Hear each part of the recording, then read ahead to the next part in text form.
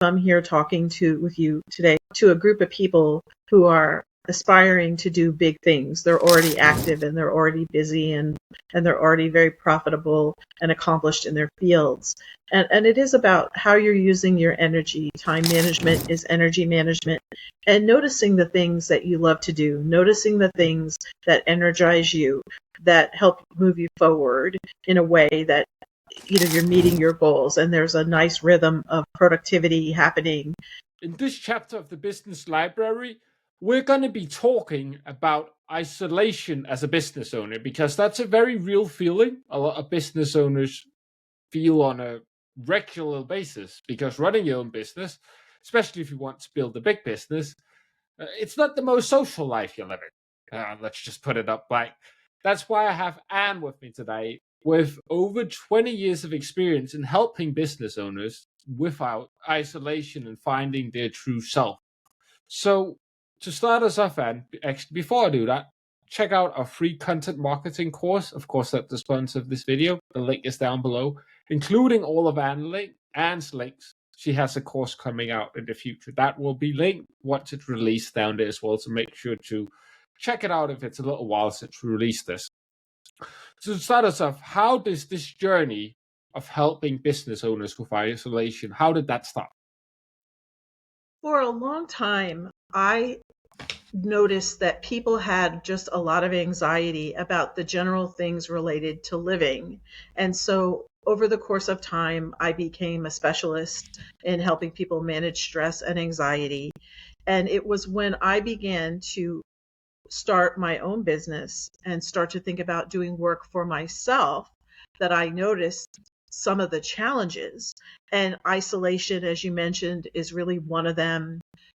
Having a business that you can scale, managing the different tasks related to the business, having consistent income come in, and constantly looking for ways to do that, and constantly finding ways to partner with people and work with people. And I saw some of the healthiest business owners and entrepreneurs doing it that way. And so I wanted to help those who are new and some of those who are veteran, who still continue to experience stress and anxiety. And it did definitely come from my own journey. So. Well, that's always the best. I always feel it's a bit weird when people start speaking about expert stuff, like an expert, and it's not really related to themselves. So, Yeah. Just if it works, it works, but I still don't quite know how I feel about it. So it's good to hear that you take that approach. Yeah. And I think I want to point out that that's one of the reasons why we like to do the podcast, because that's a way of integrating being social into your day-to-day business life, which is, if you don't do, it's not necessarily going to happen. Mm-hmm. So what is some of the good places you think people can go out to find that group of like-minded business owners? I think that it actually begins with finding a person's expression, finding the avenues for healthy expression, like if they like to talk, if they like to sing, if they like to make art. And of course, doing those activities lead people naturally into one thing leads to another, and then they create this connection with other people, and then they form groups and they form affiliations. So I think it begins with expression, being healthy and fully self-expressed. And that, of course, helps us perform optimally. We work to our potential and we're at our best when we are fully self-expressed. It lowers anxiety and stress, and it decreases isolation when we're expressing ourselves. But you don't just want to express yourself to a random person. How do you go out and vet that you pick the right people? And finding like-minded people, yeah. And I think that can come from, when you're expressing yourself, noticing who you attract and noticing who you like to spend time with. That's another thing too. Knowing and thinking about who are the people who are your people. They naturally energize you. You naturally energize them. It's an element of social self-care, actually, when people find people who are on the same wavelength with them socially, and they are of a similar intelligence level, they like the same things, and they genuinely enjoy interacting with each other. So that is another way too. And some of that, to get to the deeper part of the question, is experimentation. Really knowing yourself and knowing who you like. Who do you enjoy? Who are some of your favorite people? And, do you notice your energy when you spend time around a lot of people, certain groups of people? Is it better? Is it a better alliance? Is it an easier connection? Can you engage with them? Engage with a place or a person or a situation? I think that's a very, very good point. I know the people I'm going to have a good time with. They get on with my weird banter, and that's something that I naturally, slowly will kind of get out more and more in a call. People that's watched this, like every episode of this podcast, can probably recall an episode or two that got very, very, very weird, very, very, very quickly when me and Mike and whoever was on had too much of a good time and kind of forgot the conversation was recorded. But then you've met the right people and you have that kind of conversations. And it's interesting. It's interesting too, it makes for interesting viewing by the audience. So no. Nobody's gone out there and admitted this was very funny. Maybe sometime in the future, maybe it was just so weird that it's one of those things that it's like your guilty pleasure. You don't want to admit that you quite enjoyed it, and you maybe find it embarrassing. But that's another good way, like sharing like moments from your life and then see how people react. Like, what is their reaction when they tell them? Do they get overly sad and downturned? Well, then they probably ain't the person for me, because I'm going to piss them up with my optimism at some point. They're going to think, this guy's on something. He's doing something different. What's wrong? This is not good. That's like not a good relationship. So have you do you have a list, or do you have like a list inside your head of things you go through when you might meet people to kind of vet them out? I think that what's interesting from my experience, I don't have a list like you're talking about. That's a good thing actually to kind of take a look at and possibly compile, because that's a great question. I think that I get surprised often, because there are times that I will meet somebody and I am unsure, this is me as an individual, about how I'll feel or whether I'll have anything in common with a person. And then I will get on a one-on-one call and the energy will be just really great, and even if it looks like from initially on paper, maybe that there's not that connection, but then we have a lot of fun and we find we can help each other and we find that it is a very productive interaction. So I think that I become surprised all the time, even though I have a general idea in my own mind of what I like and who I can connect with and how well I can do that. And of course, when we identify a group of people, like a team of people that we work with, that you and I both work with, there's a safety in that, because you can say, oh, okay, they have these qualities. They love this. They love that. They love that. They want to help each other. They're kind people. They say what they mean, those kinds of things. So they're very genuine, and they're a little quirky. And they're kind of quirky. I do enjoy that part. I do enjoy that part quite a lot myself. Yeah. I think I have a list in terms of like a few non-negotiables. I'm slowly starting to add to that list, because I'm realizing if you're the type of person, I've had this problem pop up a few times. I joined a Zoom room, and because I'm Danish and I'm 2 minutes early, people don't think about maybe this guy joined before me and go in and check who's there. And if I'm not in the room by 5 minutes and I see you're there, well, then we're not speaking. Because to me, that's disrespectful. I know there's no bad intentions in it, but it's going to annoy me and going to go and irritate me a lot more, so that other person don't have to say a whole lot to get a response that goes left. So that's probably a better connection for the both of us to me just be like, yeah, no, thank you. So in that way, I do have a list. That Another came up the question, well, last time. That came up the last time that we talked. You and I are having a conversation, and we talked. And I got the link, just so you know. Like when you had sent it, I looked over. I was in another meeting. I grabbed the link and I got on. And I did note, just to note, that when the initial time we agreed on, we started together, obviously, for the podcast, but I was 2 minutes late. So oh no. So, because I remember you saying that, I was mindful of that whole thing that I had engaged late. if me, it's like this is like more when we go to the 5 minutes, then I start getting annoyed. I know I don't live in Denmark and I don't expect people to show up 2 minutes earlier, exactly on time. Mm-hmm. I'm not going to get angry or disappointed at anybody with how it, like, if they show up a little bit, like life happens. But that's also more in the case, all of the people that's done that to me, they have put none of the blame on themselves. No, it's not me that missed it. It's Zoom that didn't show me it. Well, first of all, you disrespected my time. Secondly, you take absolutely no responsibility. Well, looking back in my life, those people and those connections never turned out well for me personally. Not been a good, like, long-term connections. We split because we couldn't agree at some point, and there was like a misunderstanding or miscommunication.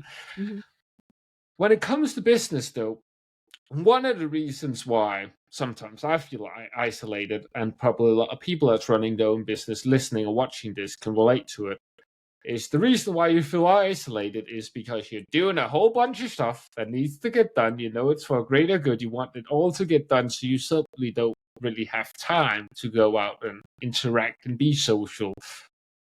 How do you deal with that?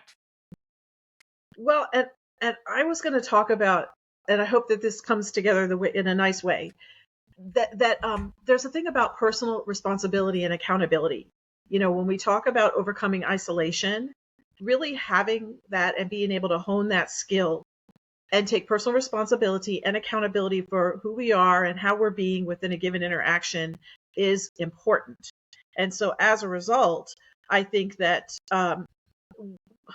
we definitely want to be able to have, maybe a guideline for ourselves, wherever baseline we're operating at, and continuing to get to the next level of whatever that would be, whether it's accountability, whether it's overcoming isolation, or any of those things that we notice. And I think that we are the ones who monitor that. We are the ones who are mindful about that. Sometimes I notice that what happens for us is that there are unconscious things that lead us to be a certain way. And so there's an opportunity, if we're mindful, to kind of explore that and take what's unconscious and bring it into consciousness. And then we can shift that behavior, and the shift is more pervasive. It's a better shift, and it's going to last longer, where we're going to just really make some changes and then begin to continue to hone our skills and become better at interacting with people and connecting with them and engaging with them. So that's one of the things that I would say, or my explanation for that. So with that list and those things, like, because you alluded to, we're both a part of the same team. We both work. It's called Team Alex. Alex had hosted. Again, he's been on the podcast. Feel free to check it out. It's going to be in the card somewhere, if I remember it at least. What made you go with that team? Like, what made it stand out to you? Like, what are some of the important things in selecting a team is, I guess, the question I'm getting at. There That were specific things case that were interesting that were happening on that team that I wanted to learn. And I also felt that I had some things that I could bring to it and could join with pretty well. I also did like the people that I spoke to. And when we started to have meetings together, I liked the efficiency of it. I like the flow of it. It's a pretty fast-paced meeting, a lot of times. It's packed full of information. It's well organized. And so to someone like me, that really did appeal to, if we are sort of generating, you're kind of helping me generate this list that I told you that I didn't have. But I liked that part of it. And then I liked that everybody is willing to help each other. everybody will go out of their way to really make a difference. There was something that I was doing and somebody offered to help me with it, something that I didn't understand how to do. And we all have different strengths and we all bring different things to the table. So that was really powerful as well. The diversification, because there's a lot of different talents and skills on that particular team, if you think about it. So how about you? Yeah. I'm curious your thoughts on that. Oh, I'm pretty simple like that. It made sense with us releasing a course, and I pick things based on purely personality, like knowing Alex, knowing how he works, how efficient he is, how he does things, in the way of also doing him successful. I'm like, I see the power in working with him. All right. Yeah. Everything else, because you can always find somebody else doing the same thing. Don't be afraid of missing out, because like it don't feel right with the people. There's somebody you like doing it somewhere. You just have to look a little harder. So I came at the right time, and then it was purely, as mentioned, personality, seeing the power of working with the right people. Also knowing from previous experiences how powerful it is to work with a team of like-minded people. Like it's something, accountability increases your chances of success of 98%. It's a fact that people I've heard throw around before. Absolutely no clue how you get to that number. Which is actually a question to a lot of the statistics. They sound nice, but I'm like, how do we actually calculate these things? Yes. But then they get too many questions, probably. Yeah. Or is there a thing as too many questions in your eyes? For me, well, I think questions can be good. Mine personally, and this is something related to the team that's interesting. Mine are very simple questions. They're a lot of times what I call monosyllabic. What is that? Where other people ask some questions that are pretty in depth. They're pretty complicated on that team. Or maybe the way they're asked are asked in a way that they're detailed. And so I listen closely, when they happen, because I get to learn something a lot of times. There's something there really important that I might have missed or that I could gain from. And then sometimes not. Sometimes it's just a question. They just ask a question in a roundabout way. It's their style. I like how open-minded you are, actually. Oh, thanks. In the way of, you're sitting there and actually listening to what the answer is, even though I wanted to say relevant, but that's the wrong word, because what I'm going to say now is that a lot of people make the mistake of saying to themselves, this question is not relevant, or I already know this. Because then you shut your brain off and you don't listen to whatever comes out, whatever value is actually going to bring. Like if you sit there with an open mind, okay, let me actually try and understand what's going on, you're going to receive the value. Yeah.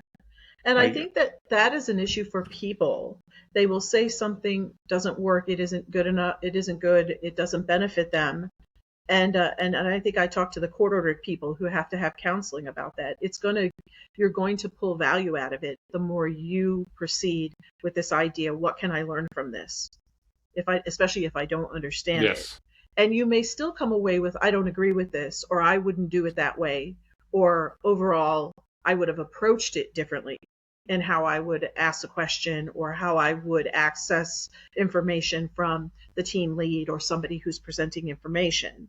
I may still do it in my own way, different style, but at the same time, I can appreciate, like you said, appreciate the way, and so that my time is still valuable. If I'm going to spend my time there and be on that meeting, get as much as I possibly can from it.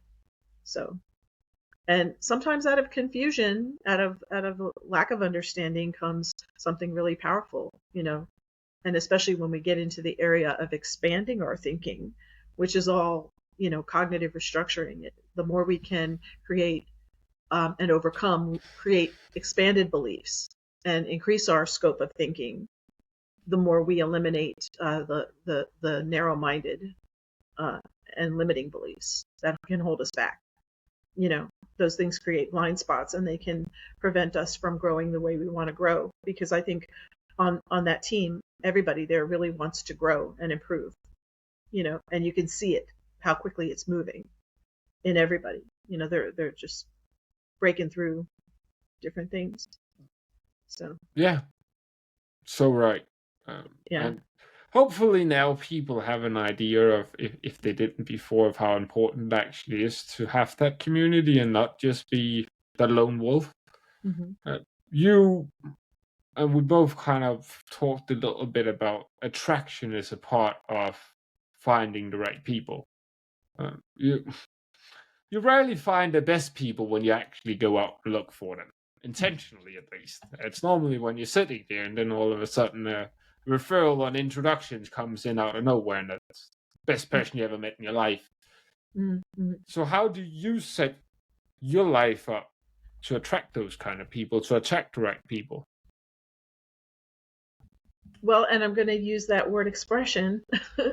I think when you start and initiate a certain way of expressing yourself, people can get a feel for who you are, how comfortable you are with yourself, uh, and they get an energy that you're presenting, and some of them really resonate with that. Some of them really like that. And I notice, like in networking, you can get people. A lot of people will, when you're expressing in your own way, you or me, I mean everybody. You notice you get a lot of people who invite you to a one-on-one after a networking event, or they hear you talk and then they contact you.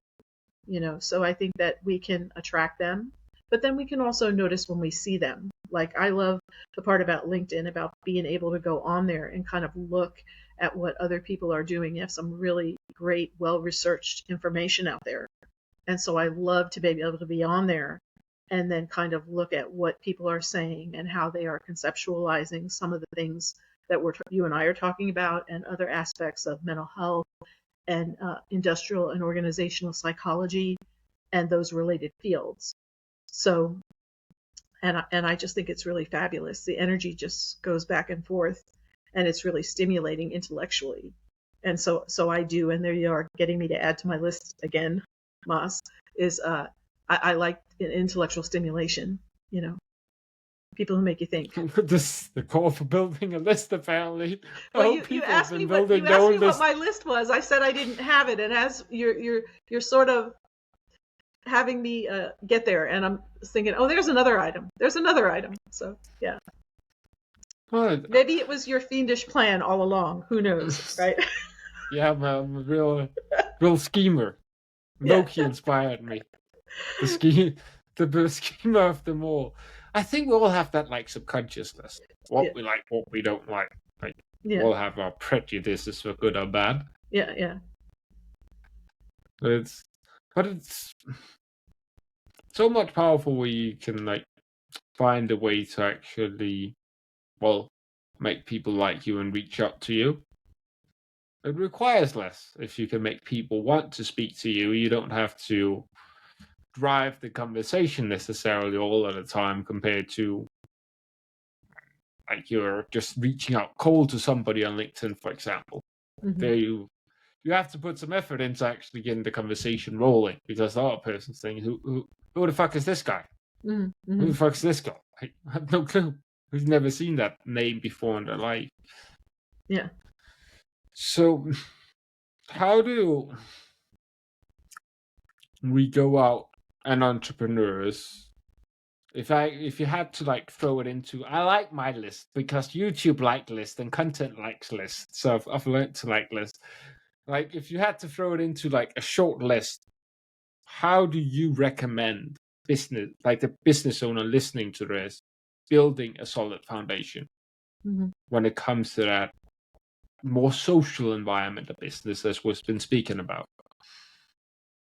I would recommend formulating a list of questions that you could ask yourself that will produce an experience with people so that you can kind of determine if they are people that you want to work with or that you're drawn to or that there would be a good partnership with. So, and the list of that is, what gives me energy? What do I like most about certain groups of people that I'm already in? Who is somebody who is a good partner for me? And you think about the partnerships you already have and you've already formulated. What am I looking for, in a working relationship? What do I want to see? Do I want to see more collaboration or do I want to see more healthy competition?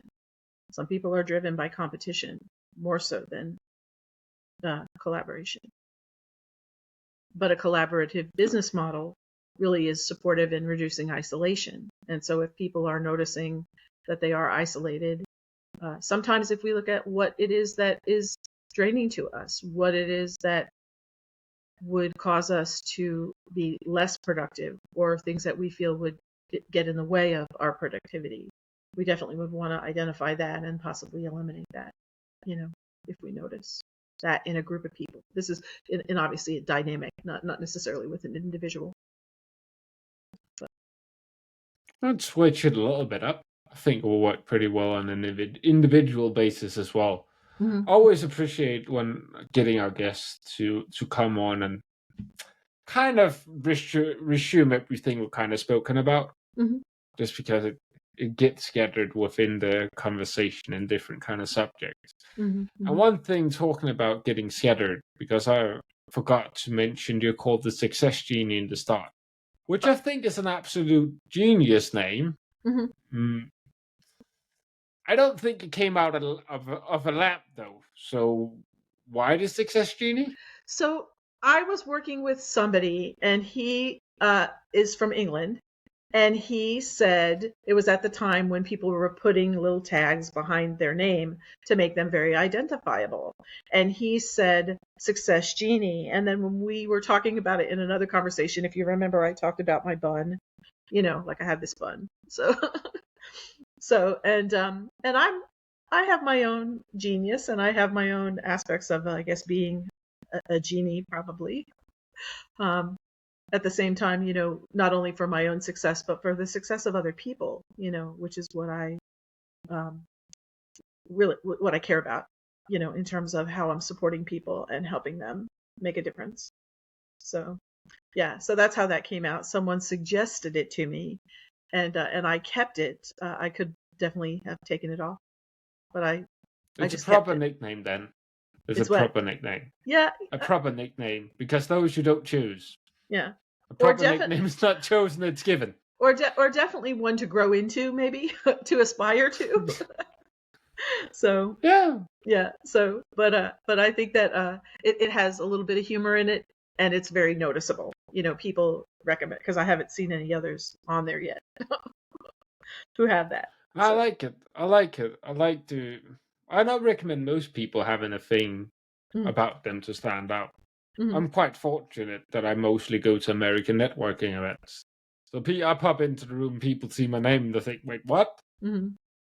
And then they start hearing the spelling of it, and they think, what again? Because there's silent letters and stuff, and then have absolutely no clue how to spell it. So this guy is a bit different. Well, when you throw out your Danish, and then people are like, okay, you're different. Mm-hmm. The worst thing that can happen, and I do feel for some of that, especially let's say the financial people in networking events, because they get thrown into a room with like half the room does the same thing as them. Mm-hmm. Mm-hmm. There you really have to put some effort into, okay, how do I actually stand out? Because if you don't, then you're just not a financial person or whatever you are specifically. So I think it's good to come up with something like catchy, easy to remember, the Success Genie.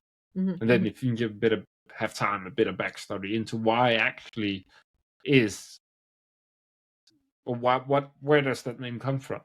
Because most names have quite good stories. Before we end today's podcast off, Anne, is there a final bit of advice, tips you want to leave our audience with? Um, yes, and I want to come back to the part about energy, especially as your business is growing. I believe I'm here talking with you today, Mas, to a group of people who are aspiring to do big things. They're already active and they're already busy and they're already very profitable and accomplished in their fields. And it is about how you're using your energy. Time management is energy management, and noticing the things that you love to do, noticing the things that energize you, that help move you forward in a way that you're meeting your goals and there's a nice rhythm of productivity happening, etc. And really keeping that balance, warding off any kind of potential to experience what some people call burnout or feeling drained by whatever it is they're doing or however hard it is they're working, however many hours a day. In other words, really being being free to regulate the energy, regulate your calendar, regulate your schedule. And then the other thing is pepper your calendar with things that you love to do, things that you're excited about. That could be some of the new ventures or just some of the things that you genuinely enjoy about your business that remind you why you started it in the first place, and they inspire you and they keep you inspired. So that would be my words. I think it's a very good final word. And I like the stuff about energy. And one thing to add on to that, if people feel a lot of those negative emotions, one thing I learned when it came to energy was go in and find things that you like, you're grateful for. Remind yourself of positive things, because that thought within itself is going to recharge energy. It's not as effective as if you engage your entire body in every sense you have. But just engaging a few of them will really make a difference. And if you truly feel grateful, it's actually impossible to feel angry, sad, all of these emotions. I've tried. Ain't happening. Um, it is true. And to the people that really enjoyed our conversation today and they want to explore more into what you do, what is the best place to reach you, Ann? Of course, the links is going to be down below as mentioned in the intro. Mm-hmm. They can obviously connect with me on LinkedIn. I'd love to have new connections, and I'm always available to set up one-on-ones.